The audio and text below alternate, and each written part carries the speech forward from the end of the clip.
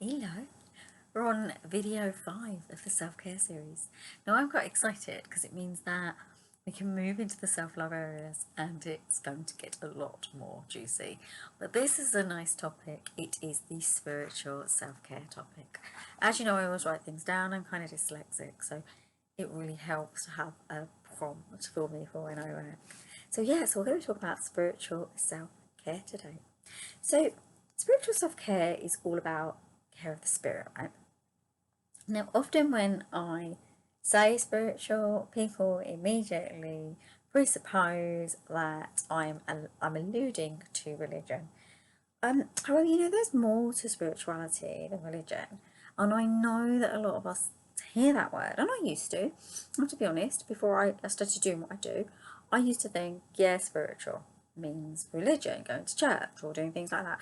But there's a lot more to spiritual than that, and it's a lot more about you than you think it is, because it's about all of us. Because intrinsically, we're all spiritual beings because we have a soul. So we're all actually spiritual beings. Now, in a way, I guess you could say that our spiritual seat is our soul, right? So the soul is the spiritual seat of ourselves. Now, there are so many ways to nurture your spiritual self, but firstly you need to understand, what spiritual is. Now, when I do like spiritual coaching and things like that, people are kind of confused about what spiritual means. It's not so easy for me to describe it as in a thing as such, but what it actually is it's a way of living your life.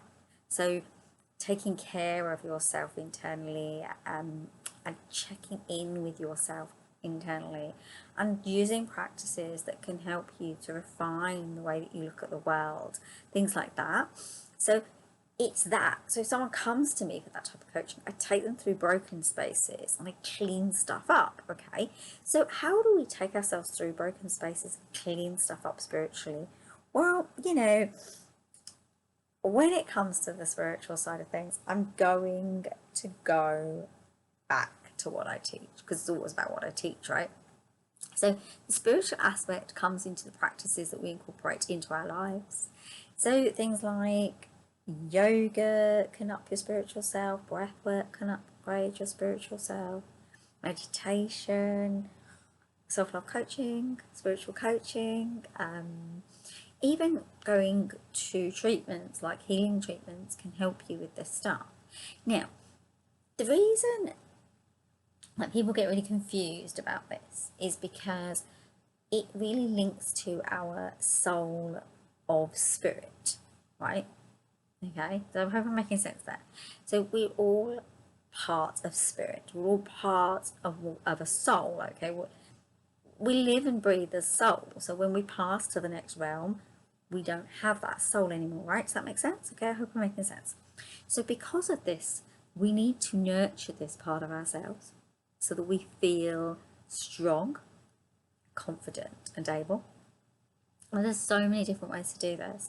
Now, I've given you the spiritual methodologies, let's say.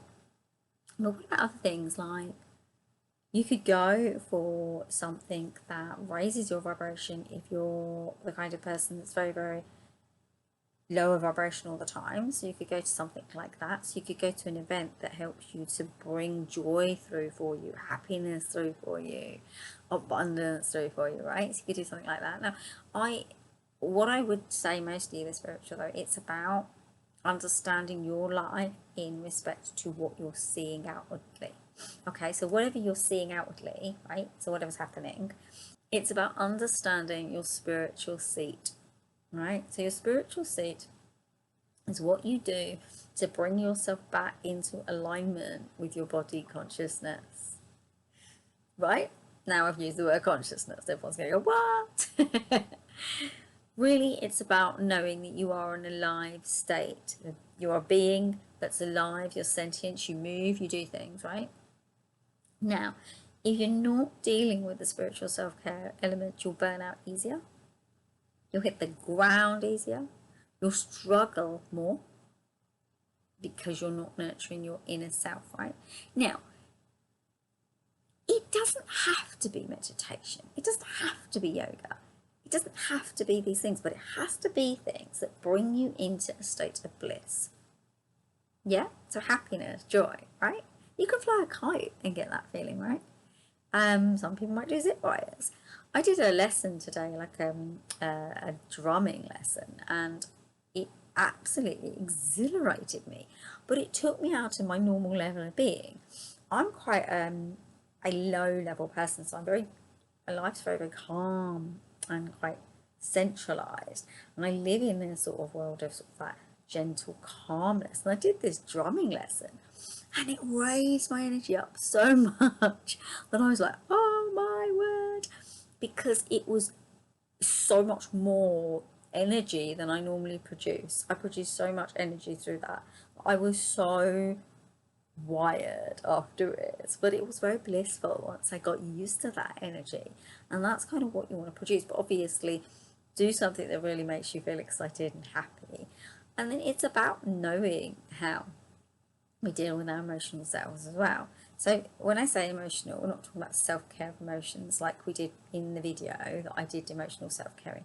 What we're talking about is how these things feel for you. So if you're going through a difficult time, are you able to self-soothe and bring yourself down? And this is why spiritual self-care is immediately the obvious choice, because what it does is it brings you into a state where you can really, really upgrade your system in a really gentle way. So as I say, meditations, and you could do guided meditations, you can do specific meditations like silent meditations where you do that thing where you say numbers over and over again, or you can do beat meditation where you just do a rhythm. So you're thinking of just a beat, 1, 2, 3, 4, 5, 6, and then you go back to the beginning, 1, 2, 3, 4, 5, 6. So you can do different things to bring you into that spiritual self. Now, to bring yourself into the seat of your soul, you start with closing your eyes. And you close your eyes and you go inwards if you do things like mindfulness, say, because that brings you also back to yourself. So you bring yourself inwards, and in that inwards direction and focus that you learn through doing these practices, then you can bring that outwards into your daily life. That does take some time and practice to move into that part of your spiritual self. I'm here to help if you need me. Message me if you're interested in anything or any help, or just message me if you've got a question, or put a comment down below and I will respond to it, because obviously I can help you, and I've been doing this for a really long time.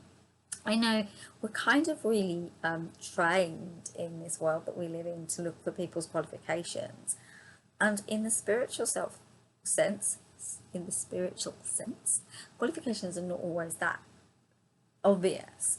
I mean, I've been reading cards since I was 11 years old. I am spiritually adept, and I have been since I was born, really, because I naturally have that inclination to do that. So I can help you to find that seat of your soul so that you can step into better ways of being. And see, the other thing is, and this is probably the major part of it, your spiritual self really wants to be nurtured, right? And it wants to be nurtured so that you can live a life of abundance and joy and bliss, right? So by doing something like this, taking care of that spiritual element within you, then you can then ride into this area. And the other thing about your spiritual self as well is it can bring you into areas where you check in with what's happening in your life, what's good for you, what's going well for you, gratefulness, understanding what that is for you. I mean, there's a lot more to this, and I will deal with it more when we move into the self-love area. But as I say, these last two, this one especially, really falls into the self-love arena because there is so much to it, and when we unpack it, you'll see what I'm talking about. There isn't just a small bit. To really get into this topic and to really move through all of the areas of self-care, so to really get into the self-love and the self-care, it's to have these last two areas understood. So your relational and your spiritual self-care areas, so the last video and then this one, and then that moves you into self-love. So like I say, this spiritual topic, spiritual self-care, to me deeply steps into self-love, because you don't really get it until you move into the self-love area and then get what it really, really means. But I will be doing more videos, and we are going to be moving into the self-love series really soon, which is, oh my god, it's so exciting. And I do need to apologise about this video being a little bit late, but I went on a little holiday. I had a little bit of a break, which is my first one since I think 2017 because the plan was in 2020 to go on like a big loads of holiday break, and then, well, we all know what happened. But hey ho, look, I take life as it comes, and that's another seat of spirituality, is accepting life for what it is and being able to accept that through your own resilient core. But we'll talk more about that. What I might do is in next week's video, it won't be the first self-love one, it will be the wrapping up of self-care and then moving into self-love, but I will talk a little bit about resilience and what resilience core and framework is for you.